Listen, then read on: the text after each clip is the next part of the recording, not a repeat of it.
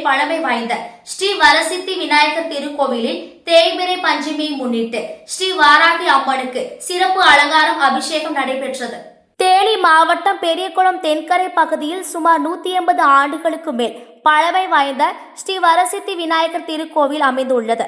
இந்த திருக்கோவிலில் இன்று தேய்பிறை பஞ்சமியை முன்னிட்டு தனி சன்னதியில் அருள்பாலிக்கும் வாராகி அம்மனுக்கு பால், தயிர், சந்தனம், தேன், மஞ்சள், இளநீர் உள்ளிட்ட பலவித திரவியங்கள் கொண்டு சிறப்பாக அபிஷேகம் நடைபெற்றது. அதனைத் தொடர்ந்து வாராகி அம்மனுக்கு வண்ண மலர்களாலும் எலுமிச்சை உள்ளிட்ட பலவித காய்கறிகளால் சிறப்பாக அலங்கரிக்கப்பட்டு பக்தர்களுக்கு காட்சி தந்தார்.